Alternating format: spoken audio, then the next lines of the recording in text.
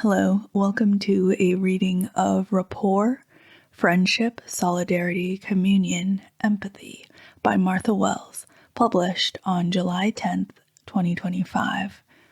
This is a short story. By short, I'm talking 7,540 words, published online on reactormagazine.com. So it is free to just Google and read online. The entire text is here. I shall leave a link in the description below if you want to read it yourself first, or if you want to read along, or if you just want to take a look at it after this. This is technically 2.5, I believe, in the Murderbot series. However, my personal recommendation is that you do not read this until after you have at least read Network Effect, which is book 5, because the events that happen in this short story are referenced originally in Network Effect, and it is a bit of a nice surprise. So you can either read this after Network Effect, or you can read this after System Collapse. Without further ado, let us begin. The short synopsis is Perihelion and its crew embark on a dangerous new mission at a corporate-controlled station in the throes of a hostile takeover. They were still 3 hours out when Perihelion picked up the first clean images of the station. Iris didn't groan under her breath. The mission team was in the ship's conference room with her and Tariq, and she didn't want to alarm them. But this was not going to be the easy slip in and out job they had hoped. This could be difficult, Martin said, which was a mild way to put it. The station's feed showed multiple corporate transports in dock as well as armed ships, their sensor images highlighted in red. Standing on the other side of the conference room, Tariq rolled his eyes at the understatement. Iris caught his gaze and lifted a brow. He folded his arms, his attention back on the display, but she could tell he was a little embarrassed. That was the kind of back and forth that was fine when it was just the crew, but it wasn't for outsiders or students. She said, "It depends on the situation on board the corporate station." The schematics on the floating display above the table showed the corporate-controlled station was a large one in the shape of 3 connected spheres, which meant it had probably been built incrementally over time, with sections being added as the population grew, and the docking ring was on one end. At the other end was their goal, a pre-corporation rim habitation. The shape of it was mostly obscured in the sensor image by the bulk of the corporate station. Though the schematic projection showed it was irregular like a lumpy asteroid, they knew it was an entirely built structure, not something based on a naturally occurring body. "You mean there isn't any way we can approach it from the outside without being caught?" Dr. Marique said. She was mission team leader, but her experience with this kind of thing was limited. Iris could tell she was a little nervous and trying to hide it. "There is a way." Iris knew that tone. She used the private crew channel in the ship's feed to say warningly, "Perry." Dr. Marique frowned at the compartment ceiling. "Yes?" Perry's voice didn't have a direction, but new people always looked at the ceiling. Martin took a breath to intervene, but it was already too late. Another diagram popped up and superimposed itself over the corporate station schematic with proposed targets and calculations for the potential results. Iris grimaced. On crew private again, she said, "Perry, you promised to be nice in front of the new people." She asked. At least Perry used crew private to reply. Dr. Marique took it calmly, glancing at Martin for reassurance, but Dr. Ladson was clearly agitated. He said, "That you're suggesting we destroy the corporate station."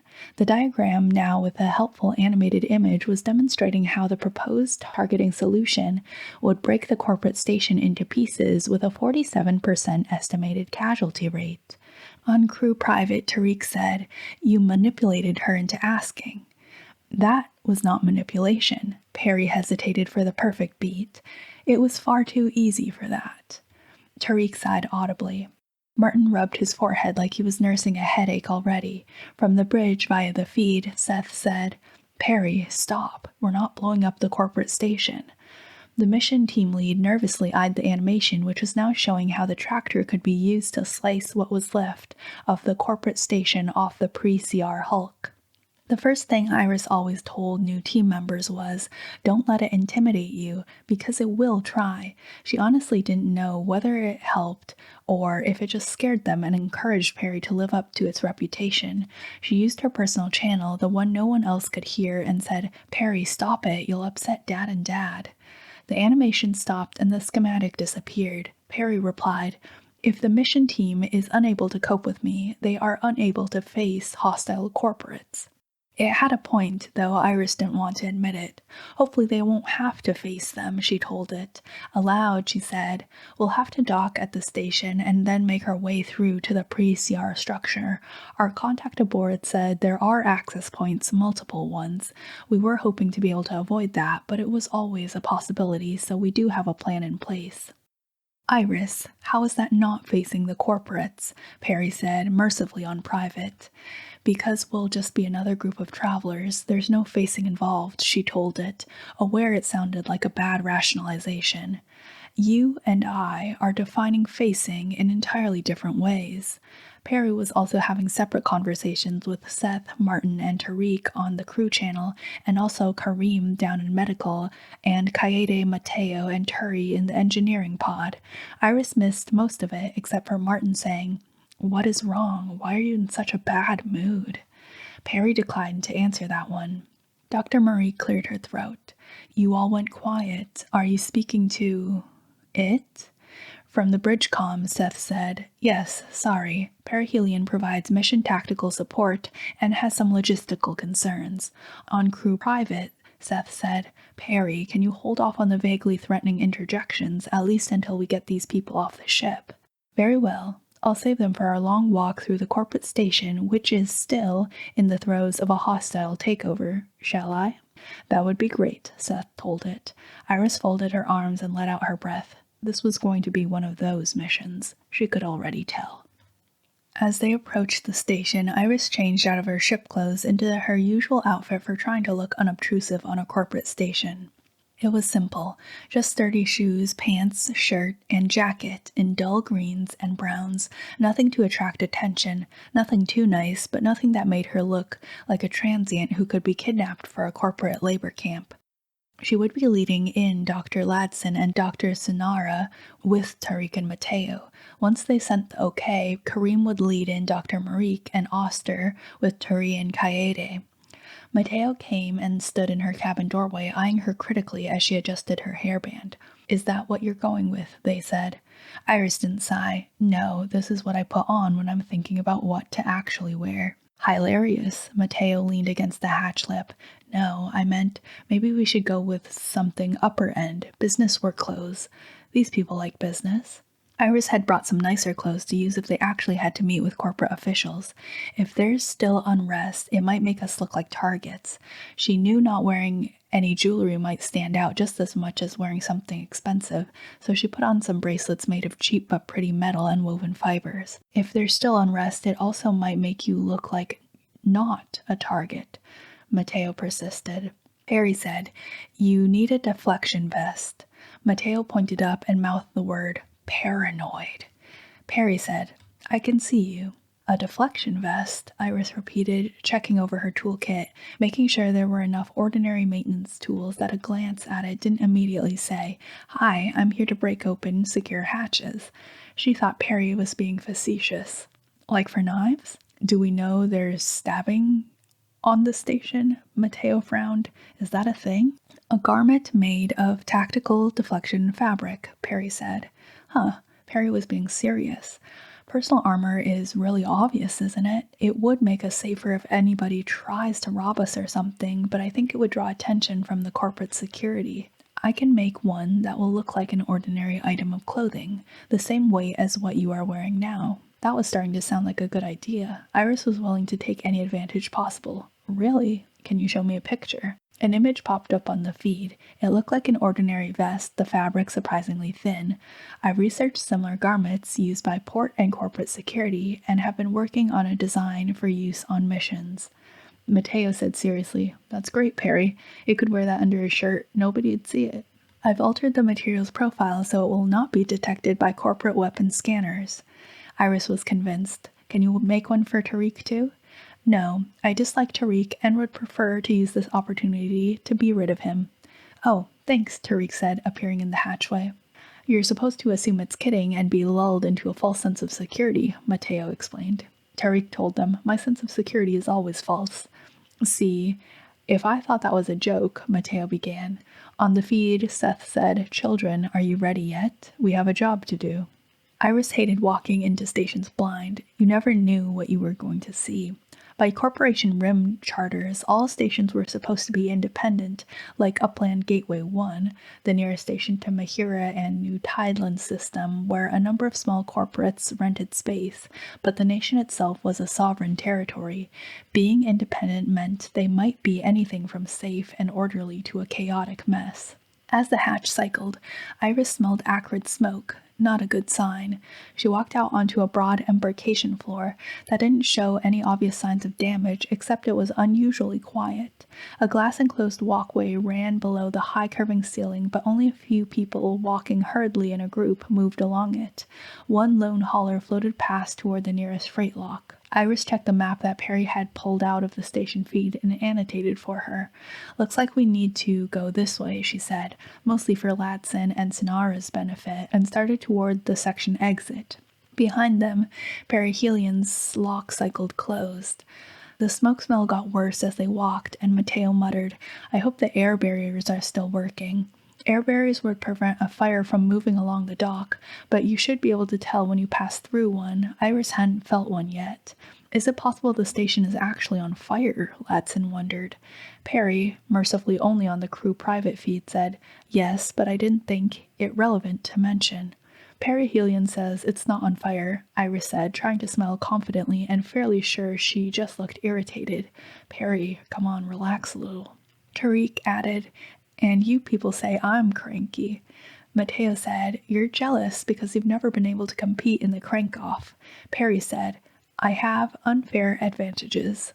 Iris controlled a sigh. She wasn't going to try to unpack that one. It was equally possible that it was self-deprecating humor or an attempt to get Tariq to step into a verbal trap, leading to some massive insult.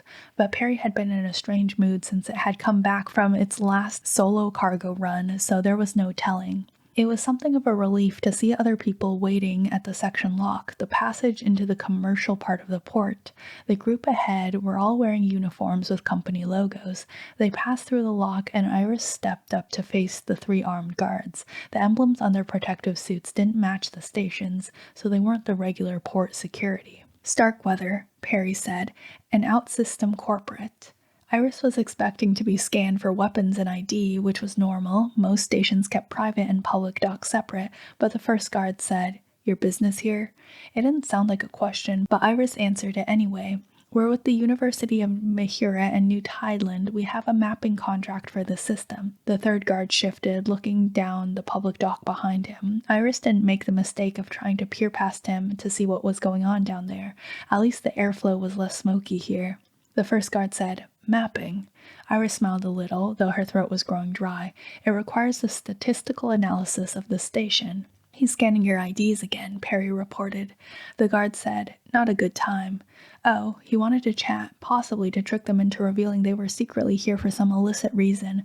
Not that he was wrong about the illicit reason, but Iris doubted he could guess what it was. We noticed the smoke. Can you tell us what happened here? The second guard spoke suddenly. The station was liberated by Starkweather Shipping Alliance. On their feed, Tariq said, Liberated. You'd think they'd come up with a new word for it.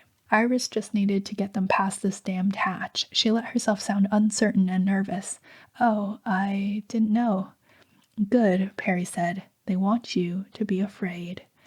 The guard stared at her, possibly trying to intimidate her or just trying to think of another question to ask. Suddenly she had a split feed view of the dock behind her, letting her see that a corporate group was approaching. Some were in civilian clothes, very nice ones, with a couple of small haulerbots carrying luggage crates. The split screen was gone before Iris could blink. The guard stepped back and motioned her to move on. Iris obeyed, glancing back to make sure Mateo and the others were allowed to follow. She hit the team feed to ask, Everybody okay? 4 acknowledgments came back, which was good enough. Iris wanted to check on how Sunara and Ladson were taking this, but didn't want to draw attention to them by stopping. The public docks were more crowded, but a lot of the occupants were in private security uniforms. Fresh scars from energy and projectile weapon fire showed on the deck plates, on the transparent shielding of the overhead walkways, on the large cargo hollowbots making their steady way along the freight intercourse, but Iris didn't see any current violence, just watchful, worried people. The smoke had dissipated, but somehow that wasn't as reassuring as it should have been. From the schematic, they still had a long walk, and the transient station had a set of blinking hazard lights around the entrance. She asked, "Perry, how did you get that view behind me? You don't have a drone following us." "I accessed the station security camera system." "I thought you couldn't do that," Tariq said. Iris knew he didn't intend to sound skeptical. "I'm capable of taking in new information." Before anyone could ask it, it added, "I had recent contact with a source who demonstrated a number of useful techniques." "Are you doing this through our comms?" Mateo asked. "I am not a wizard, Mateo. I'm accessing the system through my connection with the station's docking feed." "A wizard?" Tariq asked Mateo. "Is that from that game you like?" "It's not a game, it's a multimedia—" Iris turned to them and switched to her private connection with perihelion. She thought it had used the word wizard specifically to tempt Tariq into teasing Mateo, distracting both of them. What source was this? Another transport? "Are you surprised?" It was definitely in avoidance mode, but Iris answered its question. "Well, sure," she admitted. "I thought you hadn't found any other machine intelligences outside the university that were, up to your level." "I haven't found any inside the university either." Iris had to smile. "It's fine if you don't want to talk about it." "It's complicated, Iris." She was still turning that over when they reached the ramp up to the station mall. Iris led the others upward, past another armed checkpoint with guards who were thankfully less chatty, and through a temporary air barrier into the mall's main avenue. It was a canyon of multi-level structures, balconies, and terraces, and shops and businesses, looking down on the different levels of walkways and 2 transit tubes, only one of which was running. The travelers and locals were dressed in everything from recycled work clothes to fancy outfits with impractical corsets or concealing drapery. Vines hung down from the upper reaches, either cultivated or growing wild in the condensation on pipes and railings.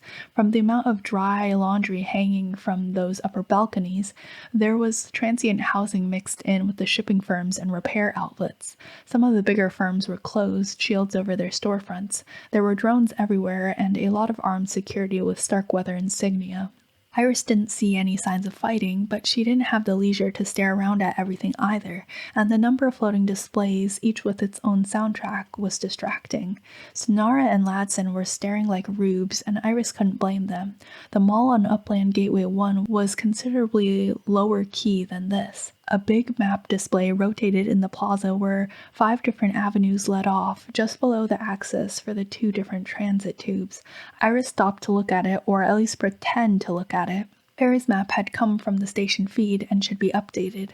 Sonara and Ladson stopped and pretended to look too, and Mateo went to stand in the feed zone for the transit tubes as if checking the prices. Iris refused to ride strange station mall transit vehicles unless she absolutely had to. Lack of regulation meant you never knew if the things were death traps or not. The ones up inside the station proper should be safer. On her feed, she said, "Dad, do we have a site yet?" Martin answered, "Just got it, honey. We have a Dr. Mahari, address tier 37, transept 3. I know we pegged transept 6 as the quickest access, but this was the closest we could find." "Should be fine," Iris replied, though that depended on how heavy the security was inside the residence sections. Perry highlighted the location on the station schematic in her temp storage before Iris could find it on the rotating map. Stations usually didn't allow visitors into the permanent housing quarters, so Martin and Perry had been checking the station's social media looking for somebody who they could claim to be coming to visit, but who wasn't currently on station. Perry had already created the formal request to consult letter from the university with Mahari's name and feed address. Hopefully that would get them past the security checkpoints.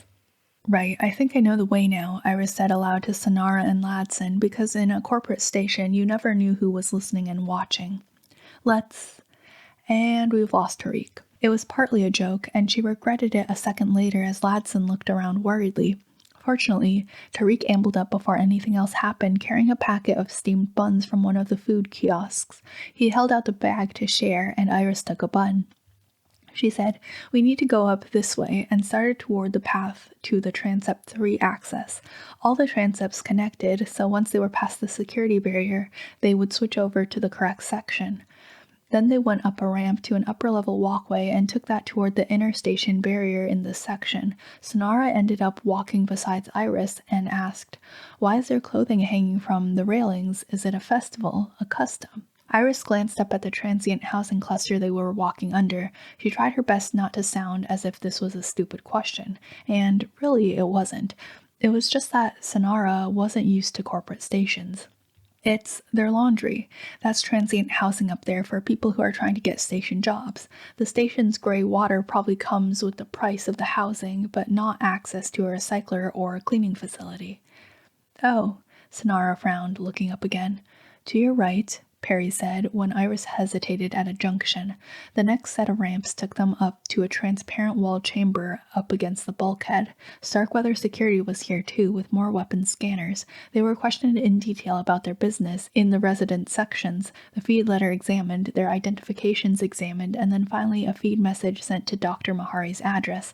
The answer came back gratifyingly quickly that yes, she was expecting off-station visitors, and she apologized for not sending authorization to enter in advance. The reply, of course, was from Perry, who was spoofing Dr. Mahari's feed address. As the guards passed them through the multiple barrier locks, Iris felt her shoulders relax a little. That was the hard part done, she hoped. So far so good, Mateo sent. They came out into a broader plaza, a junction for several avenues. The tall canyons of businesses and housing still looked down on central walkways, but they were wider and cleaner, and there was no laundry or wild plants. A lot more people in corporate business wear and more security moved through here, and a large number of floating hollerbots shifted crates of all sizes. Either an oddly high number of businesses had decided to move on the same day, or a lot of people were being thrown out of the resident section. From the general air of both bustling industry and anger, Iris was guessing it was mass eviction day. She asked Perry, "They're forcing the old residents to leave and moving their own people in?" "Yes," Perry said. "That's why the mall was so crowded. And those people were going to be forced into transports or just stuck here. Either way, it made Iris sick." Mateo added, "I shouldn't have said so far so good, right?" Iris flinched at shouts and a bang from somewhere below. She looked down to see security drag 3 people out of a housing balcony on the level below. Somebody young cried out, sobs turning into a shriek. The others on the walkway stirred uneasily, but nobody else reacted. Ladson stopped, but Sonara grabbed his hand and pulled him into motion again. "We need to get out of here," Tariq sent. More people were glancing at their group. They were out of place here, clearly strangers. Shouting sounded from somewhere down one of the intersecting canyons. Iris gave up any reluctance about unreliable transportation and headed for the nearest transit ramp. She was careful to keep her steps even and not look like she was running away, and hoped others were following suit. Nerves colored their feed voice. Mateo sent, "There's a drone following us, a big drone." Iris bit her lip and didn't turn around. "Don't look at it." "Sorry, I looked at it," Ladson sent. "Don't look at it again," Perry said before Iris could. This transit was a different system than the one built in the station mall, with smaller capsules traveling the tubes meant for groups of 8. No one was in line on the first platform they reached, and Iris swung into the next capsule and dropped into a seat. The airflow wasn't good, and the capsule smelled like sweat. Sonara fell into the seat next to her and caught Labson when he tripped.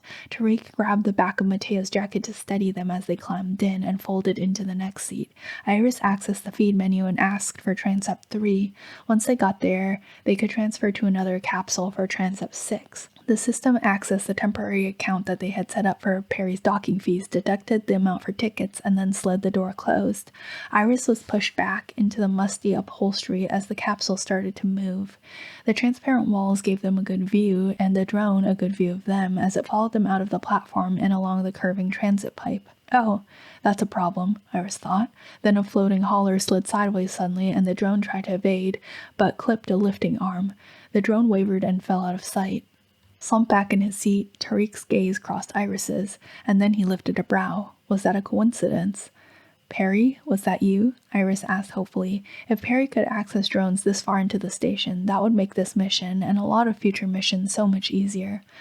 Yes, there was no specific alert. It was following you because you registered as foreign in the residence area. Considering how much Perry liked to be specific, that was a vague answer. Iris persisted. So you're in the station's security system. Is that code you got from your friend? Perry had always been able to monitor comm and feed transmissions, including transmissions it wasn't supposed to have access to due to its ability to decode any kind of encryption. It had never been able to get so far into a security system that it could access cameras or drones in a space that it didn't have control over. I would prefer to discuss this later. I'll notify you as to how it'll affect operation parameters, Perry said. Iris knew a snub when she heard one and didn't press it. Mateo said, this seems like a pretty close friend with all this highly sophisticated system penetration code Whoa, okay, I was joking. Mateo flung an arm over their interface. I'm sorry, don't hurt me. Ladson and Sonara stared in startled consternation. Ladson said uncertainly, are you talking to the transport? They're kidding around, Tariq said. Iris added, it wouldn't. That doesn't happen. Mateo smiled reassuringly. Right, it was a joke. We like to joke around. Me and Perry. On the crew feed, they said, except it never gets my jokes because it has no sense of humor whatsoever. Because you aren't funny, Perry said. It's got you there, Iris told them. Don't help it. It doesn't need your help, Mateo said. Hey, it said it didn't want to talk about it right now, Tariq said unexpectedly. Maybe not so unexpectedly. Tariq had a lot of things in his past he preferred not to talk about. Ladson and Sonara looked a little uncomfortable and must have realized there was a feed conversation going on they weren't privy to. Iris smiled at them and said, at least we're still on schedule. The smile probably looked as fake as it felt. None of this would help the idea that crews for high-level transports tended to be insular weirdos. The capsule rounded a curve and started to slow down, and Iris sat up. Transept 3, and time to change tubes.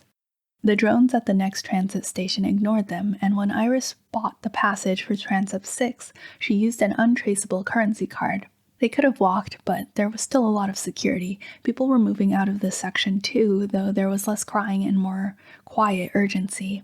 They know what's coming, Ladson said. He stood beside Iris as she wrestled with the card kiosk, which was much less efficient than the feed payment method. They're going before they're forced to. Iris glanced at him, curious. He sounded like he knew what he was talking about.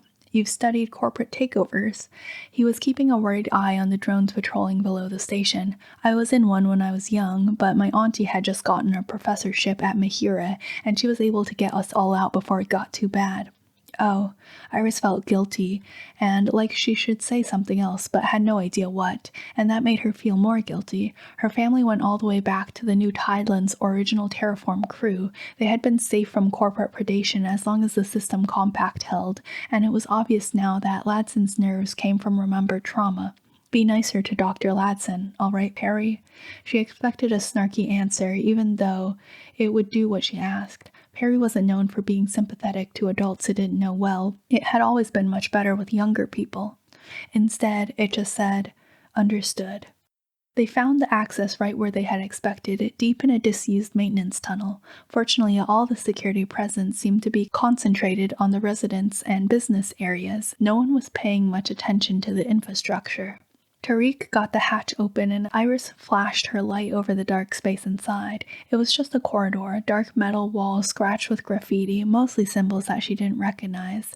Ladson and Sonara, both suddenly all business, stepped immediately toward the walls, taking out their recording interfaces. Is it pre-CR? Mateo asked. No, not as far as I can see, Sonara told them. This looks like early to mid-corporate. Probably from right before they built the newer station, Ladson answered.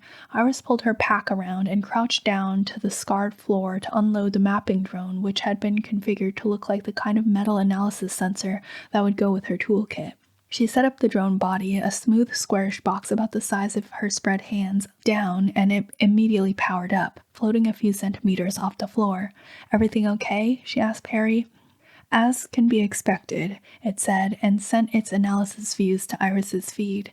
She blinked and studied the image of the corridor, much brighter and with sharper detail than she could ever have seen with her own eyes. She blinked it away to background. In situations like this, she preferred to see with her own eyes. Speaking aloud for Sonara and Ladson's benefit, she said, "Right. Perry, lead the way." The drone lifted up and moved down the corridor, extending a limb with a light/sensor attachment. Iris followed it into a circular chamber. It was a junction, another dozen corridors leading off from every angle. Perry said, "Careful, the gravity is fluctuating through here." They made their way down the curved wall, Iris moving ahead with Tariq to find the places where the gravity was lighter or heavier. Perry sent more mapping images to their feed, projections based on its scanning data augmented by whatever the drone could now pick up. By the time they made it across the junction, Perry had narrowed it down to 2 corridors, both going in about the right direction. "Which one?" Iris asked the others because she hated being the one to choose. "I assume we don't want to split up," Sonara said. "No, too risky, and time isn't that tight." Mateo leaned down the rightward corridor, shining their hand light down it. "How about this one?" "And you're basing that on..." Tariq walked across the wall, skipping across a low-gravity spot. It's the first one I came to." Mateo started to step inside, and the map drone nudged them out of the way to go first. Iris said, "That's good enough for me," and took Latson's hand for help over a bad gravity area. Partway down the corridor, Iris realized the graffiti was gone and the colors caught in her light were decorative. She stopped in front of a mural, taking up most of the height of the tall, curving wall, a space scene with glittering bridges of light weaving through and connecting a solar system with multiple planets and moons, their surfaces picked out in colorful detail. The light couldn't be meant to represent structures, could it? It had to be trade routes or some other symbolic connections. With relief, Dr. Sonara said, "This is it. This is what we're looking for." Iris abruptly realized that she had gotten distracted, which was the number one thing not to do on a mission, but Ladson and Sonara were both recording the mural, and Tariq and Mateo were starting to unload the equipment. She hurried to help as the drone moved upward to hover above them, lighting the chamber and keeping watch. "Glad we picked the right corridor. Mapping is such a problem," Mateo said, setting out the more delicate sensors. "We could try to smuggle in more drones." "That just makes it easier to get caught," Tariq pointed out reasonably. "These would be more effective," Perry said, sending an image to the feed. Mateo paused to look. "Those are drones? Wow, that's tiny." Iris squinted, directing her feed to enlarge the image.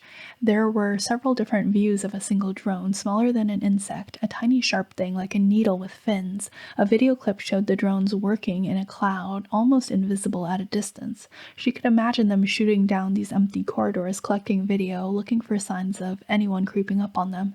"You're right, that would be perfect. You could keep an eye on the station access and all the corridors around it, and no one would notice. And map the whole place, too." Mateo scrolled through the specs.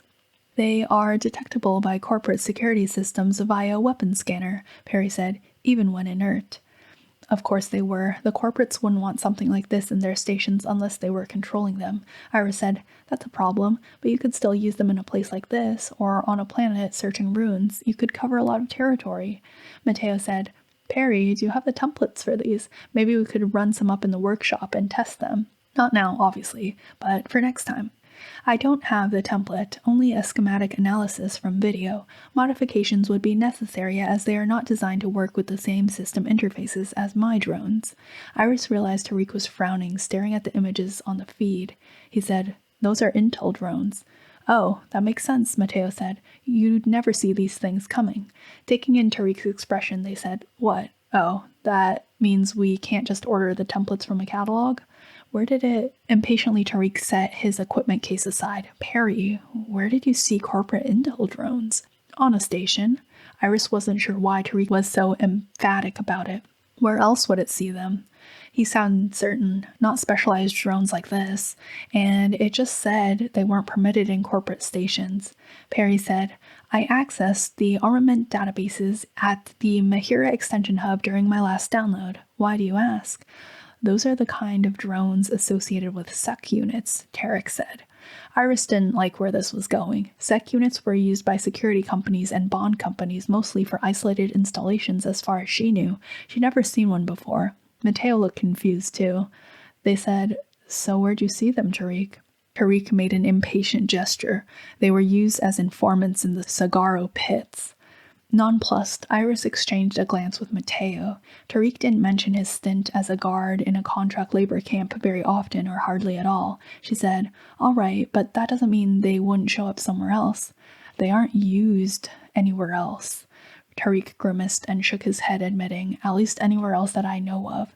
There are other small intel drones, but those specifically are only used with construct systems like sec units." Perry was silent. Then it said, "So?" Tariq leaned forward, looking up at the drone. "Where did you see those?" Perry said, "Clarify your question, Tariq." Perry sounded touchy. So did Tariq, but that was unsurprising. Iris glanced toward the rest of the mission team. She could see Sonara and Ladson were both still engrossed in the data. The last thing they needed to be was caught having an argument with their transport. "Inside voices, people." Tariq lowered his voice but persisted. "If intel drones like that came aboard Perry at any point, then we have a problem." Perry said, "No intel drones of any type have been aboard me." Mateo had clearly picked up on the tension. "See, no problem. Why doesn't everyone tune it down a notch? We're just chatting about drones."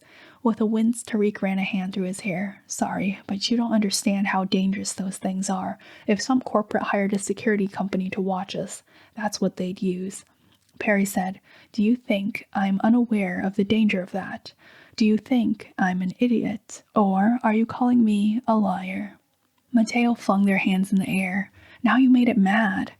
"Of course not," Tariq said to Perry, gesturing sharply. "I just want to know—" "Right, that's it," Iris thought. She said, "Perry, Tariq, that's enough. This is obviously not the conversation to have when we're in enemy territory." "Of course, Iris," Perry said. It sounded just like a perfectly obedient machine voice. Iris rolled her eyes. That was always a bad sign.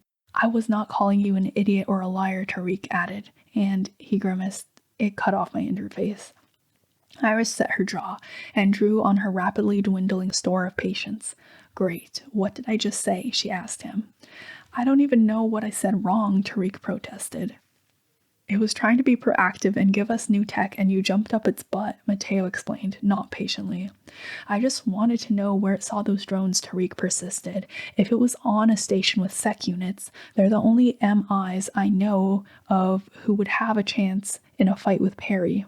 "You are adding insult to injury," Perry said. "I'm sorry," Tariq waved in exasperation, but Iris had enough. "Mateo, can you take over? I need to go in private for a few minutes." "Sure, I've got it," Mateo replied. As Iris got to her feet and walked a little distance across the chamber from where the team was working, they stage whispered to Tariq, "Now look what you've done." Iris switched to her private connection with Perry and faced away from the others. She said, "All right, Perry, what's up?" "I don't understand what you mean, Iris." She folded her arms. "Oh, don't pull that with me. You didn't think Tariq was trying to insult you. You pretended to be upset to distract us. You've been weird since we started this mission. I just want to know what's going on with you." The last part came out more plaintive than Iris intended. "I am capable of losing my temper." "But you didn't lose your temper, Perry. You get furious, but you don't make mistakes, and you don't misinterpret things." Perry's anger was made of ice and steel, but it thought at speeds that a human mind couldn't match in multiple directions at once. It was incapable of acting on impulse, in conversation, or in any other way. This wasn't even you getting annoyed. With just a hint of amusement in its voice, Perry said, "What gave me away?" Iris let out a breath. The admission was a good first step. You don't jump to wrong conclusions like a human. It said, "I'll have to work on that." Iris winced. It would, too. "Remind me not to critique your performance again." "I value your input, Iris." Iris absently started to pace. She was too tired and jumpy to play this game right now. "Is it something you can tell me at some point? It's just that I'm worried about you, and I think I'm not the only one. Our dads have noticed it too." She hesitated, then tried to lighten the mood. "You aren't evolving into a new being or something, are you?" It was an in-joke for their department that there was always popular press articles about advanced MIs transcending their programming and becoming gods. Perry usually liked the joke because it gave it a chance to be mean about stupid people. This time it said, "Iris, did you sustain damage to your neural tissue?" She let out a breath. "Come on, that's your favorite joke. You're starting to scare me now. What's wrong? Did something happen?" Perry was silent for a whole 6 seconds. Then it said, explaining would, in effect, be violating a confidence.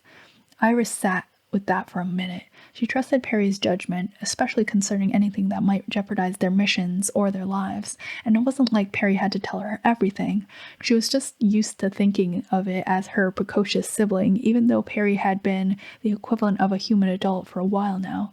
And if you considered the way that Perry experienced time, it had had a lot longer to be an adult than Iris had.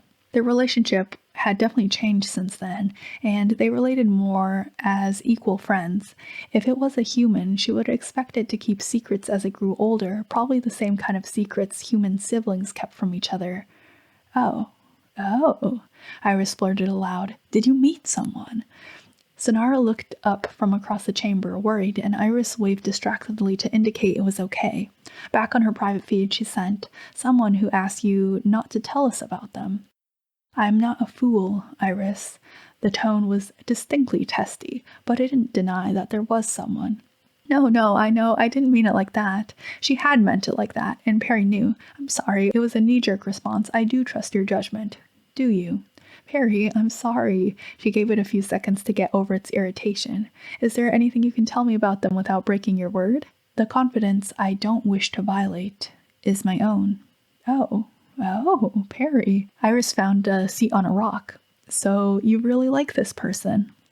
I had never encountered another machine intelligence that I could experience this kind of rapport with before. That's wonderful. And it really was. She didn't want Perry to be lonely, and it refused to try to get along with the other machine intelligences in their department. Perry added, it has given me a better understanding of trauma. Trauma? Iris thought, taken aback. A machine intelligence with trauma. I'm not saying I think you'd run off and fall in, have an understanding and rapport with a corporate transport, but Iris gave in and covered her face. Perry, please, it's not a corporate transport, is it? It's a rogue sec unit. Oh, shit. Iris sat bolt upright. She realized the rest of the group was frozen, staring at her in open concern. She told them, It's fine. Is it fine? Perry sounded skeptical. I'm just surprised, she admitted. A lot surprised. Okay, wow, that is not what I expected, but it makes sense. I can see it. The research about intel drones, the new code for penetrating station security systems, and Perry had always gotten along better with humans than other MIs. It might find it had more in common with a being that was part MI, part human neural tissue. How did this happen? How did you run into a rogue sec unit? It is a long story, and we are in the middle of a mission. Right, we are, you're right. Iris hesitated, struggling with both protecting Perry's feelings and the vital importance of their whole department's purpose. If they were exposed, so many more people would die, trapped into corporate slavery. Perry said, You are thinking of the mission as well.